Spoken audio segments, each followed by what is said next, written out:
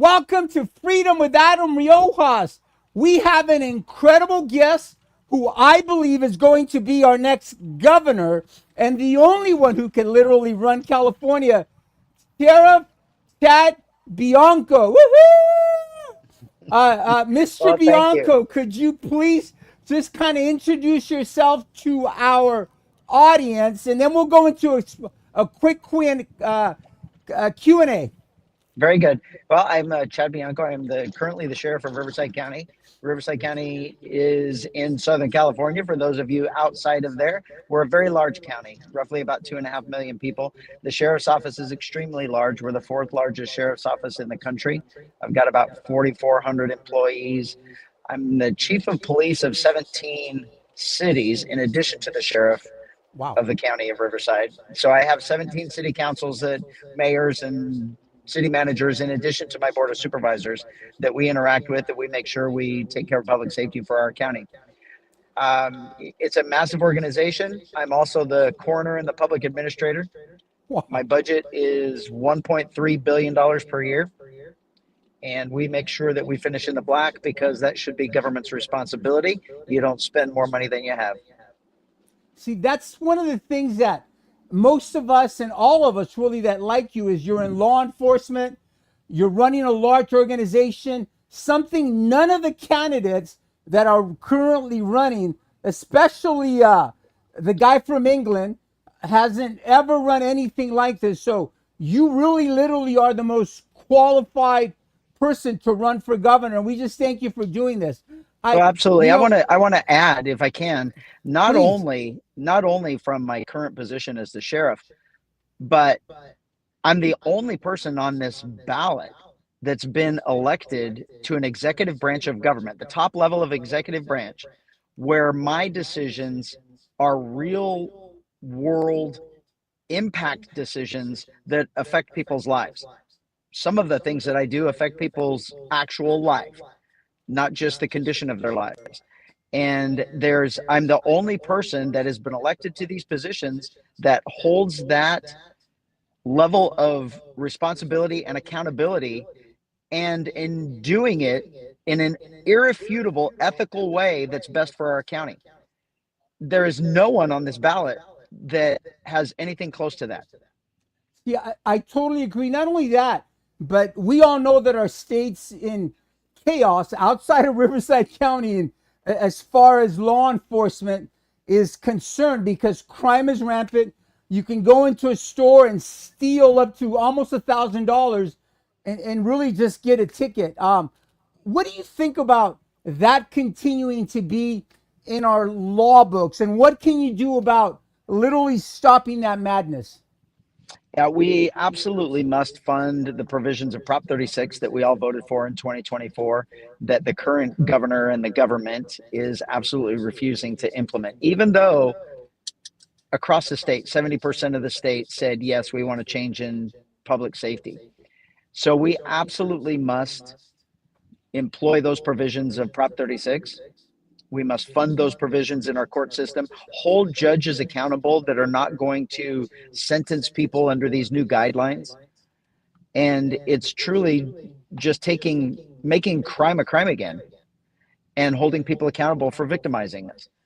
Within that Prop 36 is also the provisions of mental health and drug and alcohol help for people that are suffering from addiction and mental illness. And this is really just finally, once again, caring about people, caring about victims, and getting people the help that they need. Absolutely. And I guess I can segue to the next question with one of the main concerns in California is our homeless population. I've heard you say that it would take you about 2 years to clean up that whole mess. If you could literally explain that to us and just tell us a little bit about what could be done in order to, or the plan to clean this up in our streets. Yeah, it's very easy. The homeless situation is going to be very easy to clean up, because we're going to call it what it is. It's not homeless. It has nothing to do with homes. We have a drug and alcohol addiction problem, and we have a mental health issue that Absolutely. absolutely must be treated. With Prop 36, we can force people to make the decision: you're going to go to jail or prison, or you can go to rehab. Take your pick. And we want them to go to rehab. We want them to get a hold of their lives. We want them to get control of this addiction. And we want to get them back to the families that and the homes that they once had. The mental illness is going to have to be a law change. We are going to have to get to a point where we realize that anyone suffering mental illness doesn't realize they're suffering from mental illness, and they do not want help. This cannot be voluntary.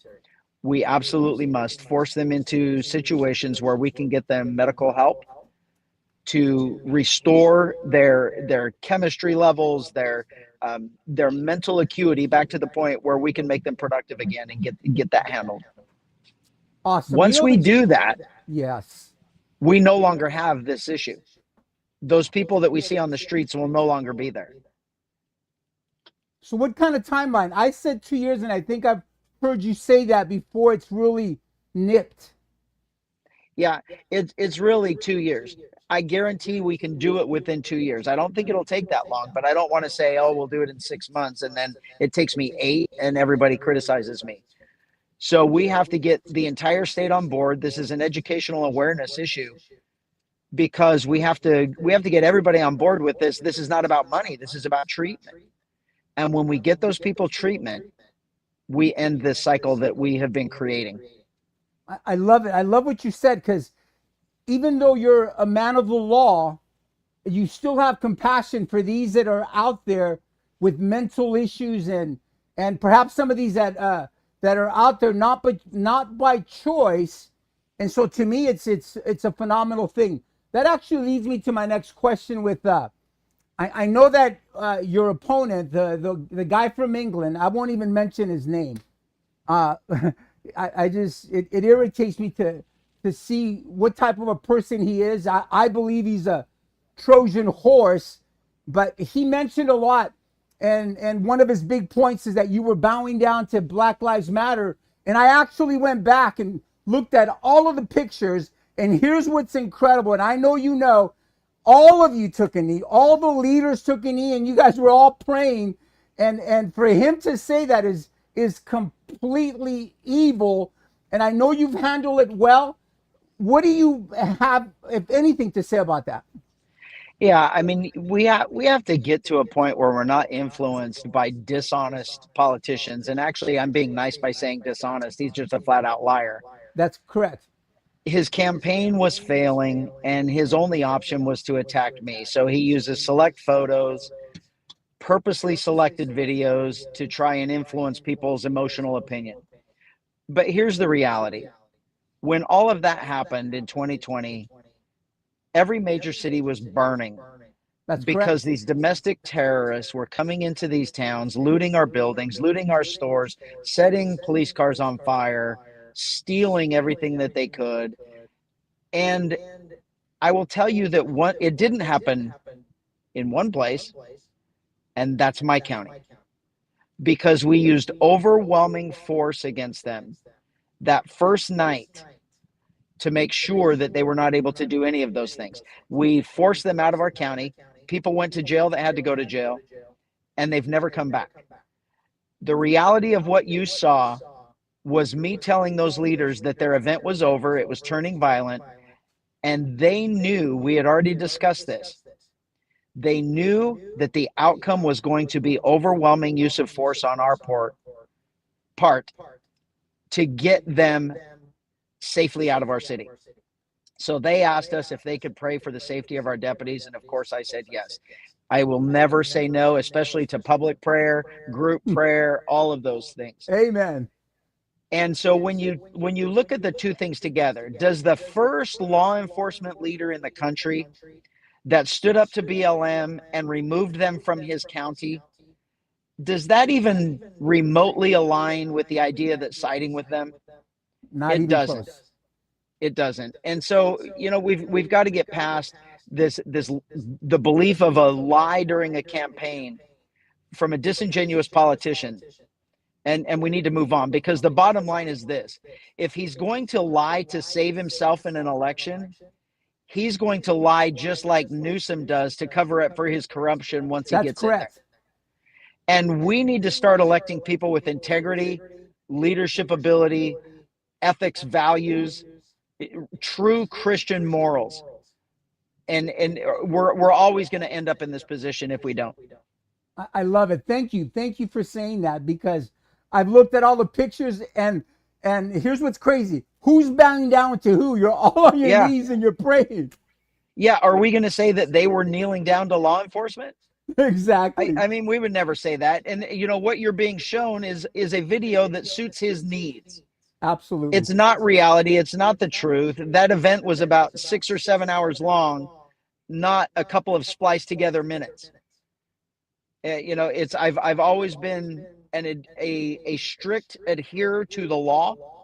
We have to Phenomenal. have an adherence to law if we're going to have a civilized society. Absolutely. And as a sheriff, as a constitutional officer, even though I disagree with them, I was there to make sure that they could peaceably protest, even though they were wrong. But I once love it it. went to violence, then it was my duty to protect my community, and that's exactly what we did. That's exactly what you did. Here's another thing that I'll segue into. You were actually an athlete, a baseball player, which is I was. which was incredible. And I'm going to lead into that. Our worship pastor was a baseball player. He was the athletic director at Oceanside High School. He got inducted into the Hall of Fame, into all of San Diego and in North County. The guy's phenomenal. We've had incredible athletes come out of Oceanside. Junior Seau, for instance, Thaddeus, who played baseball for the Yankees. Guterman, who played for, I mean, I can go on the list. J.C. Pearson for the Kansas City Chiefs. The list goes on. We have a really prominent Samoan pastor named Paul Papau, and his one of his uncles was the first.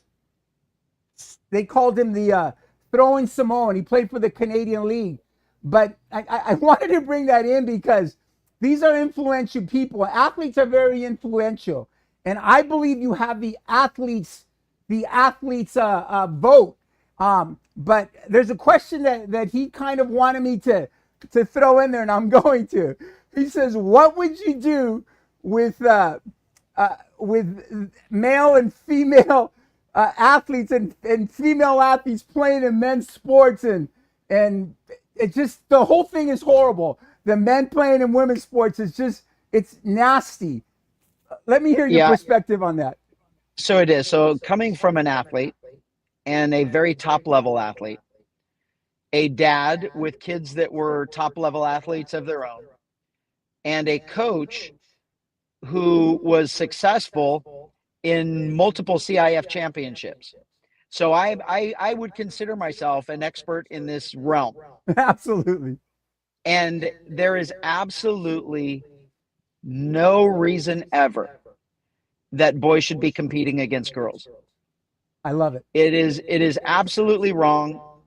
I value, I have a young daughter.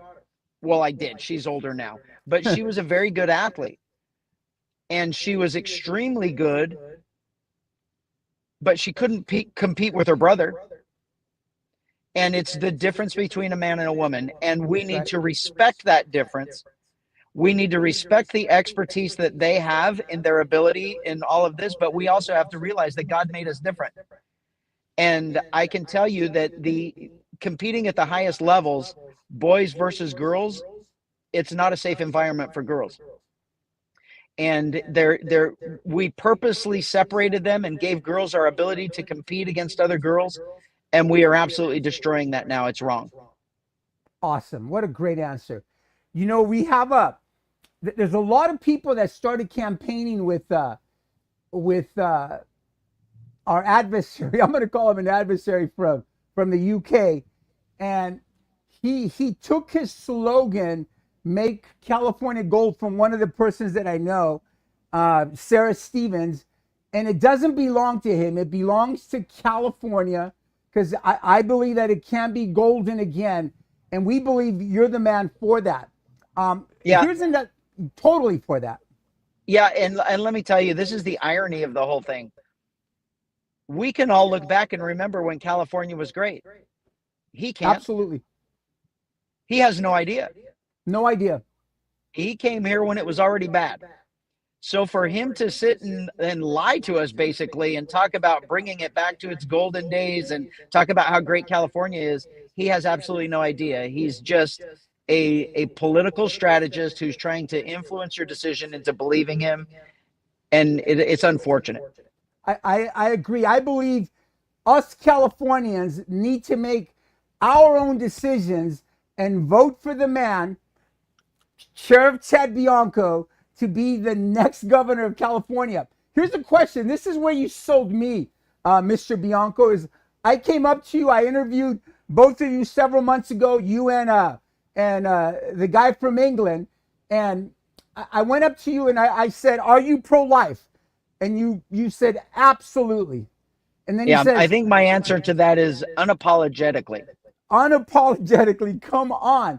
And then we talked about, well, there's laws that have to pass, the people have to make this happen, and completely agree. When I went up to him, I said, "Are you pro-life?" He said, "No, I'm not." He said, "I hate abortion." And I said, "How can you hate abortion and be pro-abortion?" He didn't really have an answer for that. And so there is no doubt that anyone who calls himself a Christian and is voting for this man is completely doing something that is totally against what the Bible speaks about and are in error. Yeah, I'll tell you that bothers me, and I think that God gave us gifts. God gave you a gift, and He put you in the position that you are to bring people to Jesus Christ. And I think that that's what our pastors are called for, and we should be trying to do everything we can to bring people to Christ. What we are trying to do right now is change a broken California from a godless California. Absolutely. And the choice right now is a person that is a firm believer, a saved believer for decades. And there are a couple of pastors who are choosing a non-believer over a believer Yeah. with a statement of saying, well, we're working on it. I mean, that blows me away. It blows me away. It doesn't make no sense. And there's a lot of us now that are kind of shying away without saying these pastors' name from them and what they're doing now, because I don't think they're getting the whole clear picture. You can't literally do something and then justify it by in your mind by saying not yet, not a believer yet, not a one who advocates for life. And it's just wrong. It's just completely wrong. Here's another question. I know we said 20 minutes. We got about 3 minutes. We're experiencing prices in our gasoline like crazy. And it's a very serious matter to all of us. We are the highest taxed state in the nation. Our homes, gas, food, everything is way off the roof. And I know that a lot of that has to do with gas. What are you going to do for us when you are elected as our next governor of California? Yeah, we will get immediate results, immediate relief in the prices of our gas. We work very hard to suspend the 61-cent gas tax, but immediately I can remove regulation that's going to be between $1 and $1.60 that immediately comes off. So after that, we move to a California that is oil independent, to where we stop buying oil from other countries. We stop buying gasoline from other states. We let the refineries refine our gas here. We let the oil companies pump our own oil from here. And now we're oil independent in our state, and we can move to having the lowest price gasoline in the entire country. That's what we should be striving for, not $2, $3 more per gallon than every other state. So my role as governor, my initial push is addressing the cost of living. We are going to have the cheapest gas. We are going to have the least amount of business regulations in the entire country to where our business can actually operate. We are going to allow our building community to build us homes. And we will be not only oil independent, we will be wood lumber independent, wood product Yes. independent, because we will bring back the lumbering to California instead of buying it from other states and other countries. We will be gas independent, natural gas independent. We will utilize our own resources to generate revenue in this state, just like other states do. When we do that, while at the same time eliminating all the waste, fraud, and the abuse, with me as your governor, you will no longer be paying a California state income tax. Wow. I'm gonna have a heart attack. Can you please repeat that Well, again? don't do that, because we're going to also make California healthy again too. I don't want you having heart attacks. We're going to have a massive overhaul of our entire system in California, a government system that has made our lives more difficult to achieve success, more difficult to even maintain mediocrity. And we are going to bring it back to where you can achieve any single thing that you want, and you're not going to be punished for working harder. Wow. We're going to have a California government that makes our lives easier and better, instead of all of us working harder to make California government bigger. Wow. That is powerful. I just, I don't want to take more of your time. I know you're busy in your car and you still did this podcast, and you know, we love you. We believe you're going to be our next governor. We're going to push hard. And I heard you say yesterday, hey, I don't need no endorsements. I don't need politicians to endorse me. I need a posse to come behind me. That's you right. have one, Sheriff Bianco, Mr. Bianco, and soon to be Governor of California. Thank you very much for doing this podcast with me. You're welcome. I appreciate everything. Now let's go out and save our state. Let's save our state. God bless you. Thank you. All right, you betcha. We'll see you.